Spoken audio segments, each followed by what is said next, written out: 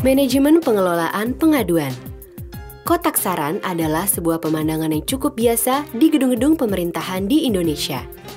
Umumnya, badan-badan pemerintahan atau negara menyediakan kotak-kotak seperti ini untuk menampung saran atau pengaduan dari masyarakat. Lalu, apakah keberadaan kotak saran ini menandakan bahwa budaya pengaduan di Indonesia sudah terkelola dengan baik? Ternyata belum. Ini bisa dilihat dari berbagai mitos yang beredar. Contohnya, menyediakan kotak saran atau SMS saja sudah cukup. Mengadu itu adalah kebiasaan yang buruk atau negatif. Banyak pengaduan berarti kinerja buruk. Pengelolaan pengaduan cuma masalah rutin yang tidak perlu difokuskan. Lalu, apa pentingnya pengelolaan pengaduan yang baik? Pengelolaan pengaduan yang benar dapat berkontribusi pada meningkatnya pelayanan publik. Karena muara dari reformasi birokrasi sesungguhnya adalah reformasi di bidang pelayanan publik. Pelayanan publik yang baik harus diiringi dengan jumlah pengaduan yang proporsional. Reformasi layanan publik ini juga harus disertai kemampuan penyelenggara untuk mengelolanya. Salah satunya adalah dengan menerapkan pengelolaan pengaduan yang baik. Ada beberapa hal penting yang harus diperhatikan dalam pengelolaan pengaduan. Yang pertama, sedikit pengaduan belum tentu berarti pelayanan yang berkualitas. Sebaliknya, banyak pengaduan juga belum tentu berarti pelayanan yang buruk.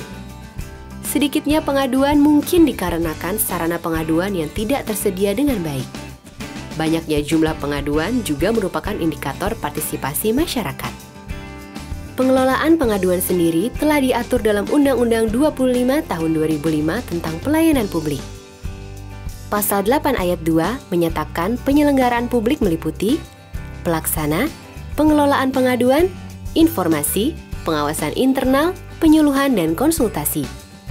Pasal 18 huruf G menyatakan masyarakat berhak mengadukan penyelenggara yang melakukan penyimpangan. Pasal 21 huruf J menyatakan penanganan pengaduan merupakan unsur dari standar pelayanan. Pasal 23 ayat 4, penyelenggara wajib mengelola sistem informasi publik termasuk pengelolaan pengaduan.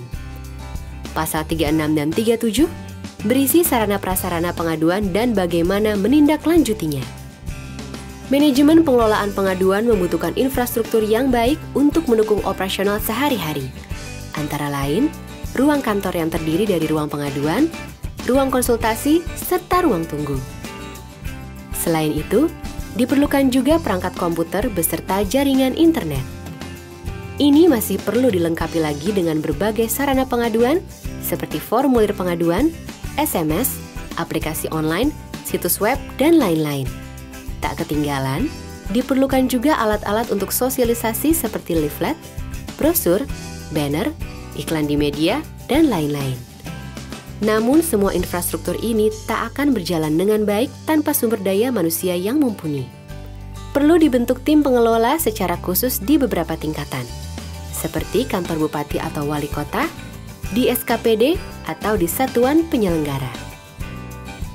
Para SDM ini haruslah menguasai peraturan tentang pelayanan publik secara umum, yang meliputi Undang-Undang Pelayanan Publik, Undang-Undang Ombudsman, dan lain-lain.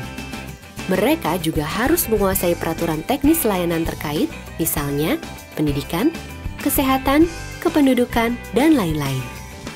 Selain itu, penguasaan teknik pengelolaan pengaduan seperti komputer, database, teknik dasar komunikasi, dan lain-lain juga sangat penting. Lalu, apa saja tugas pokok pengelola pengaduan? Yang pertama-tama, tugas pengelola pengaduan adalah menerima pengadu, kemudian meregistrasi pengadu ke dalam database.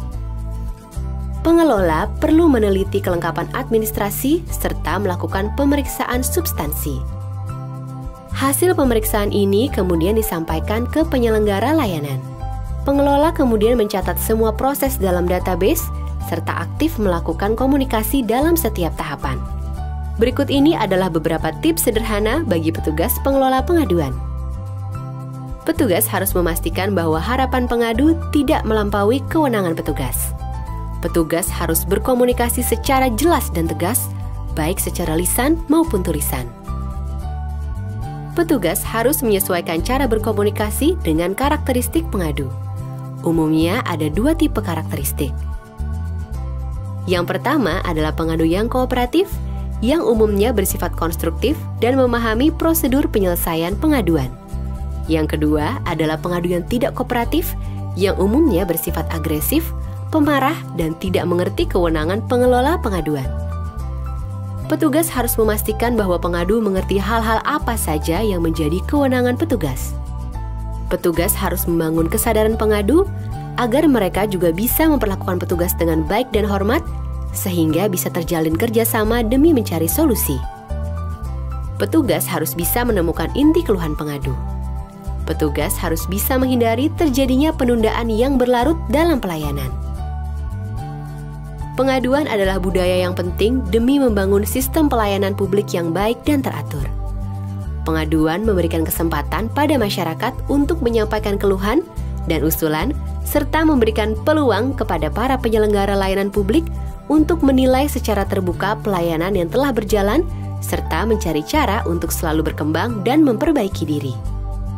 Dengan adanya manajemen pengelolaan pengaduan yang baik, diharapkan alur komunikasi pengaduan dapat berjalan dengan lebih baik dan tidak sekedar menjadi ajang berkeluh kesah, namun menjadi sarana komunikasi demi mencapai pelayanan yang lebih baik.